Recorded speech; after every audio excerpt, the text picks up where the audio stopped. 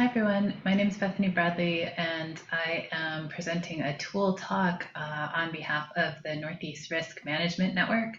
So this tool talk is actually for a new website that we've created called risktools.org, which we're setting up to be sort of a, hopefully over the longer term, a sister site for the Risk Network website that will be a good space for us to put any tools that get developed over the years. So we have one so far, and it is related to visualizing state invasive plant regulations. So before I get to the tool, I just wanted to give a little bit of background so that we're all on the same page as to why state regulations for invasive plants are necessary. We know and have known for a long time how invasive plants arrive and spread. They are predominantly intentionally introduced as ornamentals in gardening and landscaping. So this is just a graphic illustrating that from a survey of over 1,000 invasive plants in the US, 60% were intentionally introduced. And of those, the majority, so amounting to more than 50% of overall invasive plants in the US, are ornamental introductions. So that's how we end up with, in the Northeast, plants like bittersweet and purple loosestrife because they had ornamental value and then escaped cultivation. So because the majority of invasive plants are introduced as ornamentals, prohibiting the sale and propagation of invasive plants is a really effective method for reducing plant invasions. Unfortunately, we have a lot of gaps in current regulations at the state level. So regulations that prohibit invasive plants are done at the state level. This map is from a paper by Eve Bury and Emily Fusco from a few years ago, where they looked at the number of species that are present in a state. So that's what we're visualizing here. And present is based on the USDA plants database. So number of species that are present in the state that are regulated by one or more of those states' direct neighbors, but not regulated by that state. So you can see on here that there are lots of states that have 40 or 50 or even more species that are present, regulated by neighboring states, but not regulated in that focal state. And on average, if you compare neighboring states within the US, there's only a 17% overlap in regulated invasive plants. So one state, neighboring state, you would think that there would be a pretty high amount of overlap, like 90%. We're basically in the same ecoregion if we're talking about, for example, Massachusetts, where I live, and a neighboring state like Connecticut. And yet, even across the Northeast region where we are, 17% overlap in regulated plants. So very patchy regulations. And so what that leads to is a landscape where most invasive plants remain for sale. So lack of consistent regulations leads to a lot of confusion for vendors of plants. That includes vendors of invasive plants. And it also creates a lot of confusion for the general public as to what is actually invasive.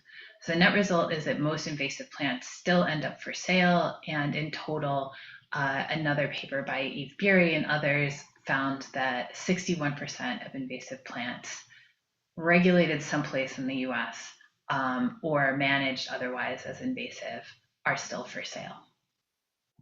So we've created an online tool on this risktools.org website to try to help us visualize and communicate what invasive species are regulated across the states, not just in the Northeast, but across the US.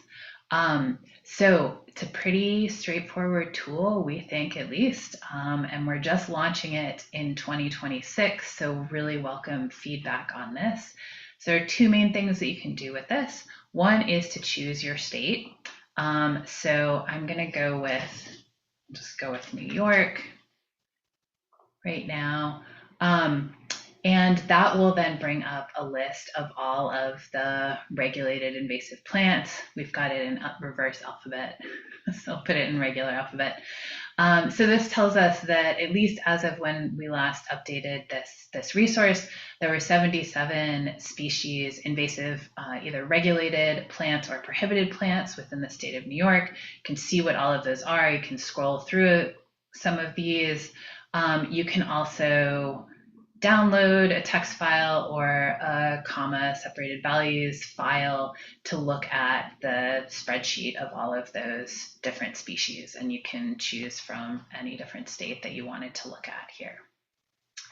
Another thing that you can do is to choose based on a species, right? So if I wanted to look at barberry, for example, oops, having a little typing problem.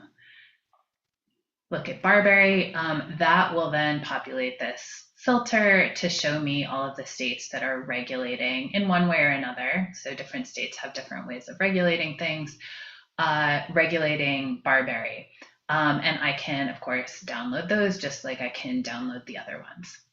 The other thing that we have on here in terms of visualization is a map of which states are regulating these species. So, for example, if you are in Pennsylvania, maybe this, given that most of your neighbors are regulating barberry, that might be a species that you would want to put on your list of something to regulate so that we've got more consistent regulations across the Northeast region, Connecticut also.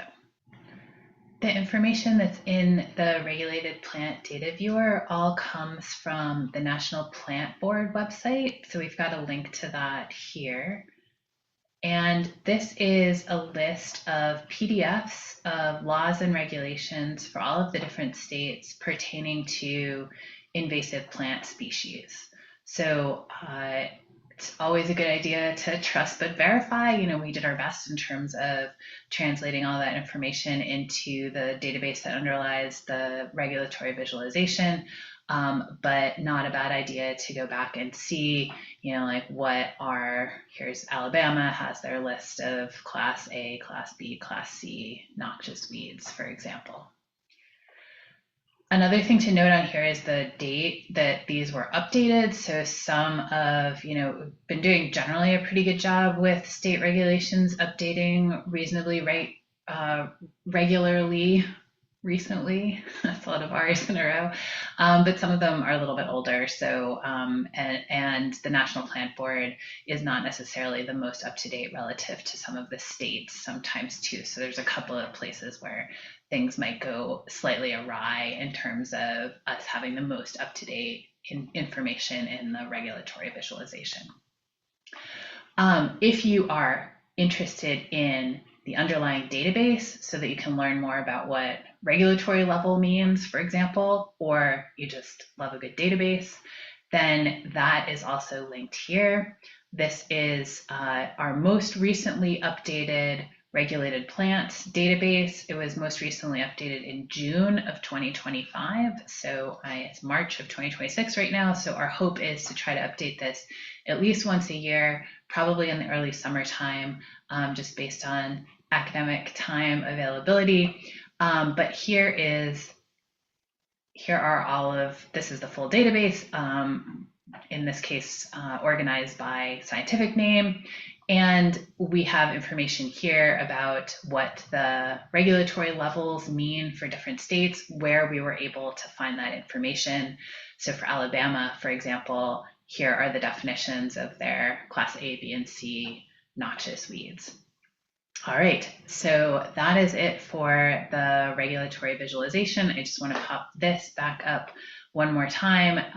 This is the website, so you can either go to risktools.org and click the link for regulatory visualization, or you can get there directly, risktools.org/regulatory-visualization, or you can scan the QR code and get there yourself. Thanks so much.